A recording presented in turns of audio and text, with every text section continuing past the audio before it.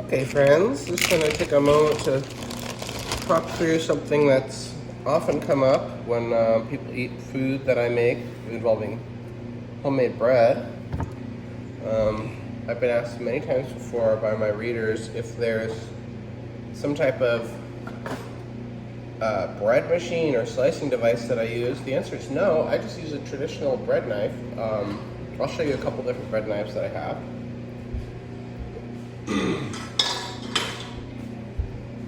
This is one of my favorites.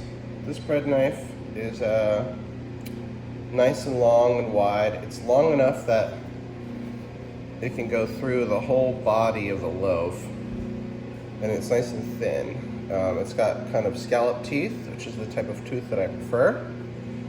And I think I bought this one online. This is a Victorinox. They also make a great chef knife. But if you just have a regular bread knife like this one, as you can see that the Victorinox is significantly longer and the tooth pattern is different. You can still get a great thin slice of bread with this.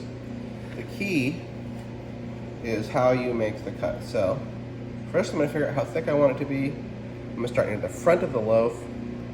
I'm going to first push, pull, push, pull, and I'm using a sawing action and just making sure to keep the knife straight. Now that I've got about halfway through the loaf, I'm now going to pull towards me in a smooth motion. Now you'll notice I'm not cutting all the way through. This is because I want to do 2 slices of bread. So I'm going to do the second slice. We'll use the first one as a reference for how thick it is. Do the same motion. Push, pull, push, pull, push. Same thing now, a long drawing cut. If I'm only cutting 2 slices, I'm now going to go back to the first cut and slice it all the way off. But let's say you wanted to cut slices for like 3 or 4 sandwiches.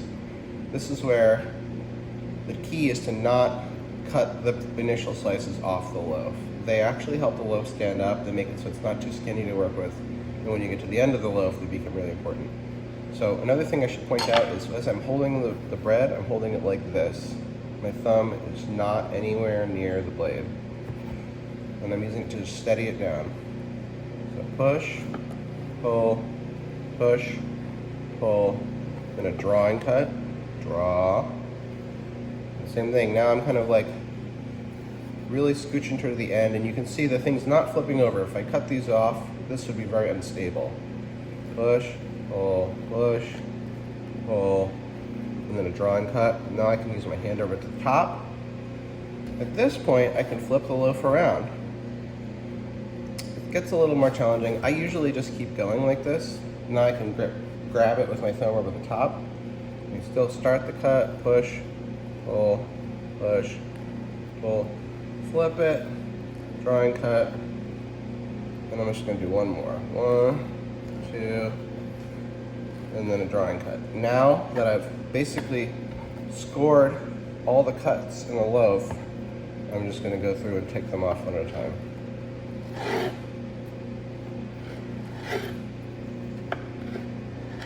And you can hear the cutting board.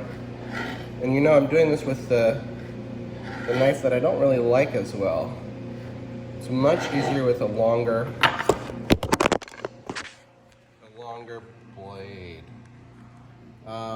Anyway, hopefully that was helpful for you. You can see got a lot of really consistent slices here. They're all about the same width, and it would be really hard to do, especially these last few, if I didn't leave these attached when I was cutting them. Okay, enjoy.